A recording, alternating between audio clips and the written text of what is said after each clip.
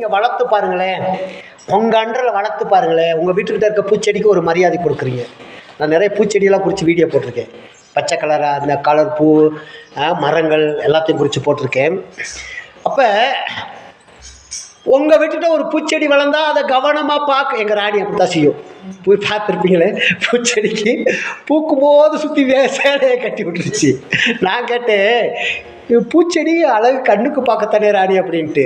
அப்போ சொன்னிச்சு, இந்த சின்ன பிள்ளைகளாம் உடச்சி நான் அதே மாதிரி சாயந்தரம் உடச்சிருச்சு. பூத்து இவ்வளோ பெரிய பூவாக வரும்போது என்னாச்சு, உடச்சி விட்டுருச்சு. ஆனால் நம்ம வீட்டுக்கிட்ட இருக்க பூவை எவ்வளோ ஒரு கவனமாக பார்ப்போம். அதே அடுத்த வீட்டில் இருக்க பூச்செடியை கவனமாக பார்ப்போமா? அதை ஒடிக்கத்தான் பார்ப்போம். அதை ஒடிக்கத்தான் பார்ப்போம். அந்த கலர் நம்ம கண்ணை பறிச்சிருச்சுன்னா அதை தூரோட பிடுங்கத்தான் பார்ப்போம். ஏன்னா அது அடுத்த வீட்டில் இருக்குது, நம்ம வீட்டில் இல்லை. அப்போ அடுத்த பிள்ளைகளுக்கு, அடுத்த வாலிய பசங்களுக்கு வர்ற பிரச்சனையை நமக்கு அது பாரமாக இருக்குது. ஏன் பாரமாக இருக்குன்னா, நம்மளோட கூட பிறக்கலைனாலும், நம்ம சொந்த பந்தம் இல்லைனாலும், நம்ம இந்த ஏரியாவில் இருந்து ஊழியம் பண்ணுறோம். நம்ம இந்த ஏரியாவிலேருந்து ஊழியம் பண்ணுறோம். அப்போ எல்லாத்துக்காக ஜெபிக்கும்படியாக, எல்லா பிள்ளைகளையும் விசாரிக்கும்படியாக தான் தேவன் நம்மளை வைத்திருக்கிறார். அப்போ இந்த நாளையில் நமக்கிட்ட இருக்கதான செடியை நம்ம எப்படி கவனமாக பார்ப்போமோ, அதே போல் அடுத்தவங்க பிள்ளைகள் நம்ம கண்ணுக்கு தவற நடந்தால் புத்தி சொல்கிறது தப்பு கிடையாதுன்ற ஆண்டவர். புத்தி சொல்லு, அதில் கீழ்ப்படியெல்லாம் விட்டுரு.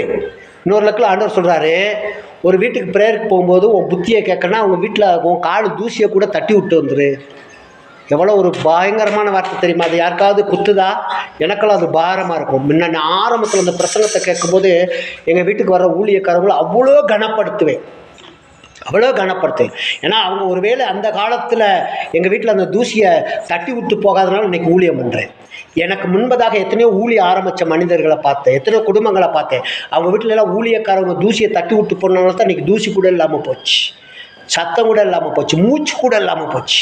இது மாதிரி அழிந்து போயிடக்கூடாது, கவனமாக இருக்க வேண்டும். சோத்திரம்.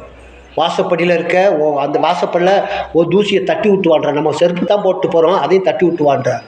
எதுக்காக சொல்கிறாங்க? நம்ம கவனமாக இருக்க வேண்டும்.